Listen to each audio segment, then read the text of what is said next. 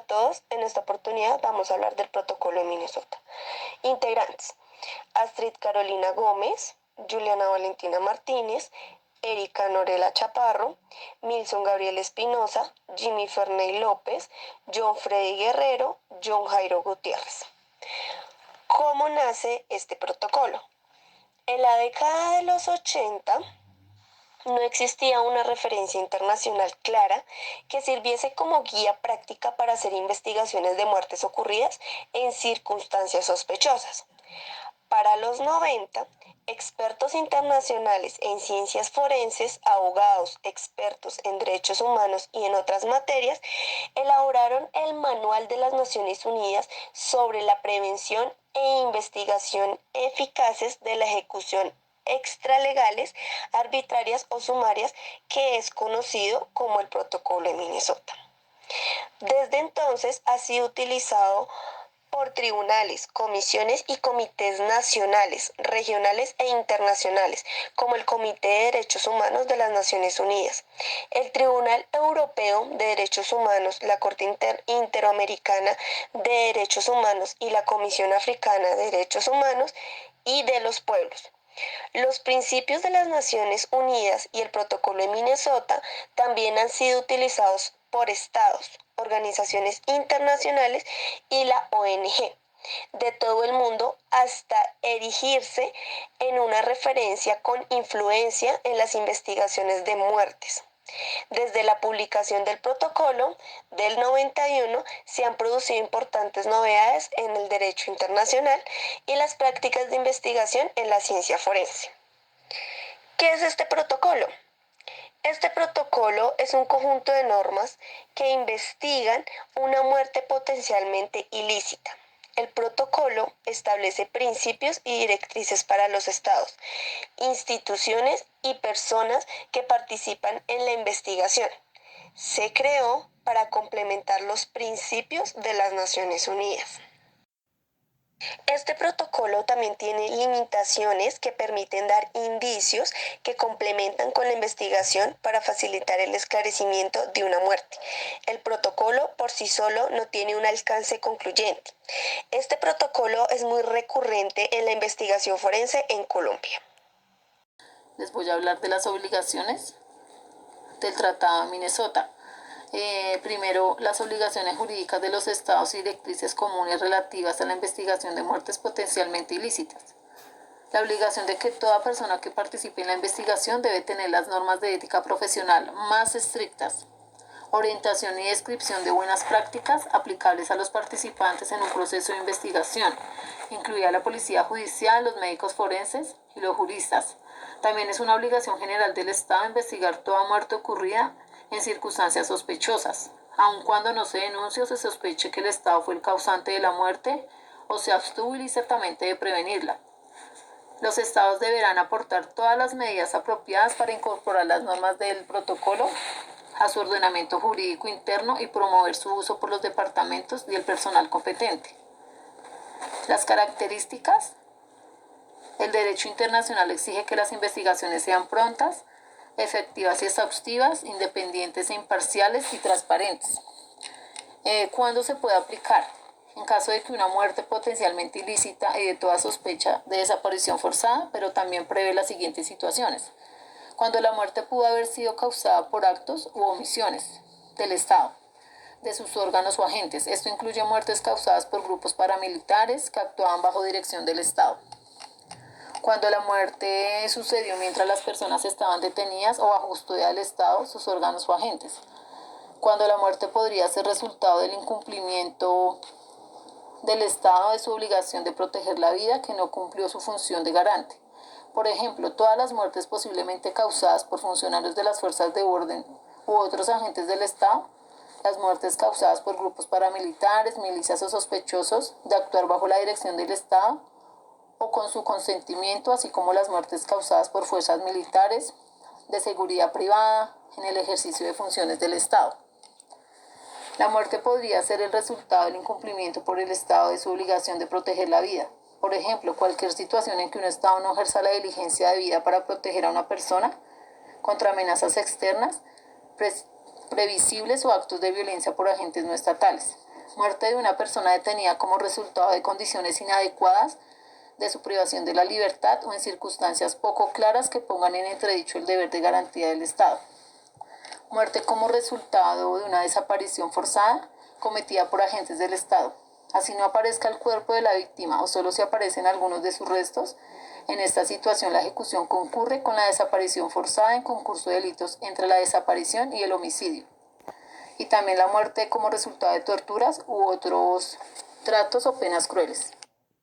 ¿Qué recomendaciones tiene? En el manual se recomienda crear una comisión independiente con suficientes recursos y posibilidad de buscar ayuda en expertos internacionales en ciencias jurídicas, médicas y forenses. En casos en donde el Estado pueda estar involucrado en la muerte y los resultados de la investigación puedan ser parciales.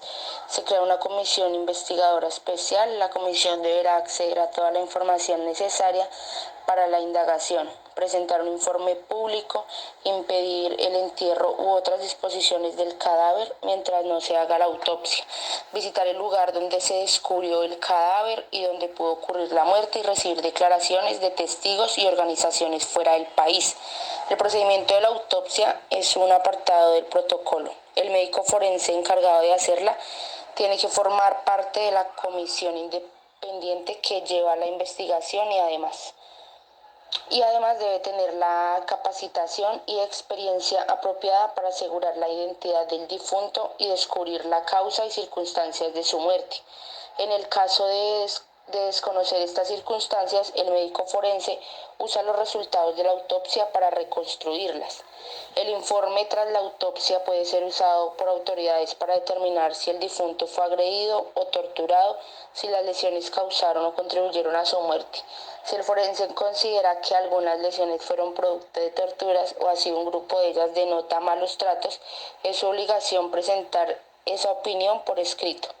El cadáver debe estar a disposición del médico forense durante un periodo mínimo razonable de 12 horas, para así asegurar un examen adecuado. Si las condiciones no son adecuadas, el médico tiene la posibilidad de negarse a hacer el procedimiento y debe elaborar un informe en el que explique su posición.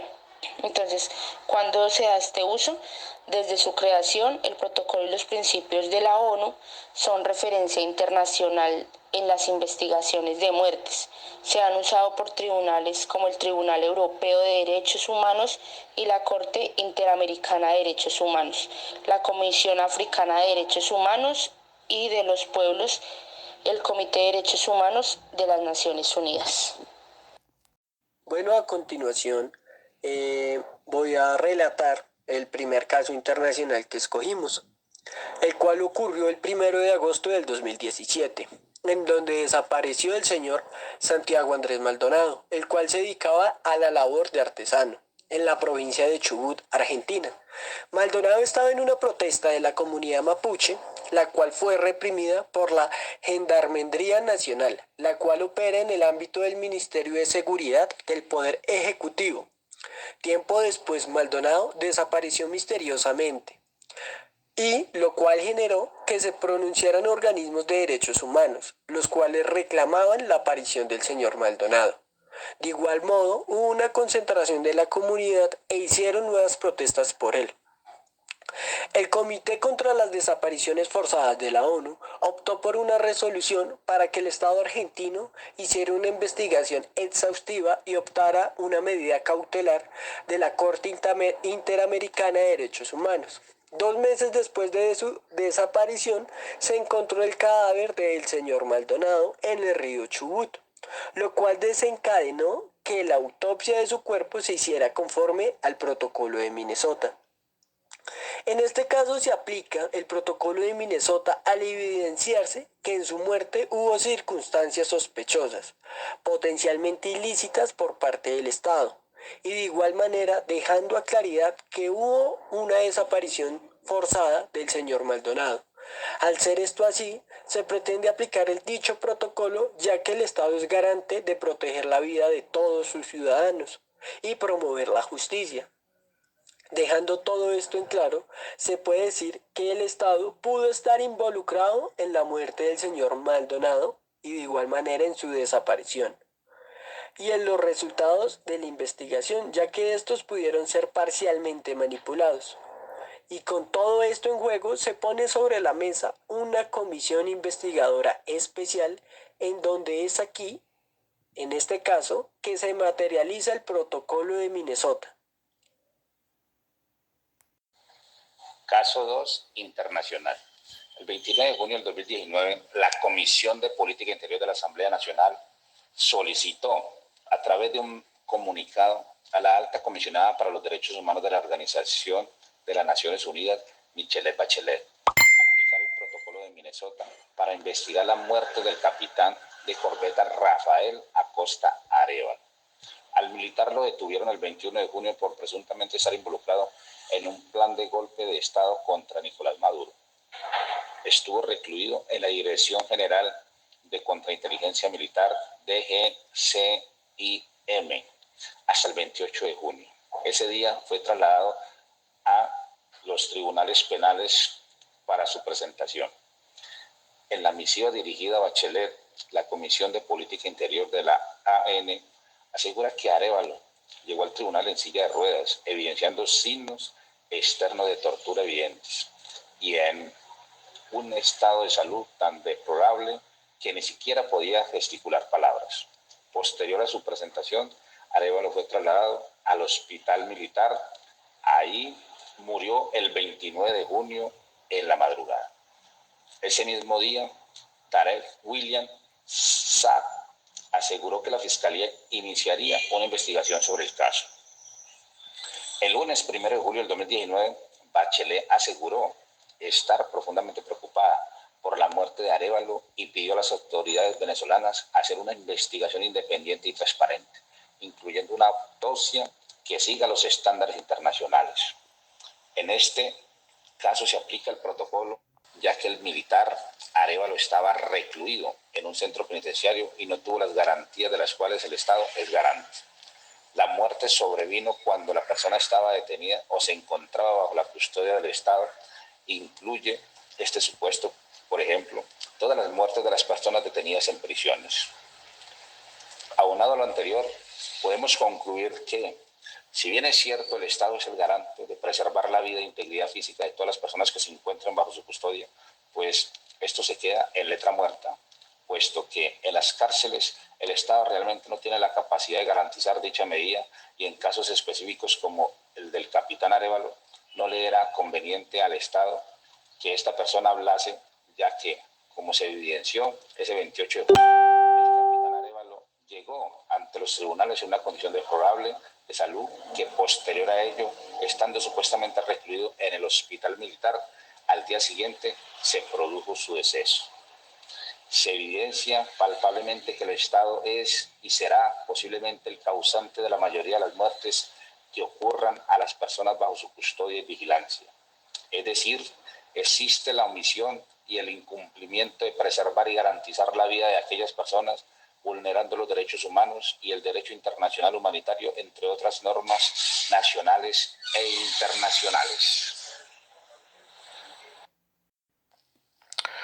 Dentro de los casos en los cuales se ha aplicado el protocolo de Minnesota, en Colombia encontramos que la Fiscalía General de la Nación, en el marco de la investigación tras los hechos sucedidos en diferentes penales del país, que dejó 23 muertos y 83 heridos, decidió designar un fiscal de derechos humanos, el cual determinará las posibles responsabilidades de las muertes ocurridas en la cárcel Modelo de Bogotá el día 21 de marzo del 2020.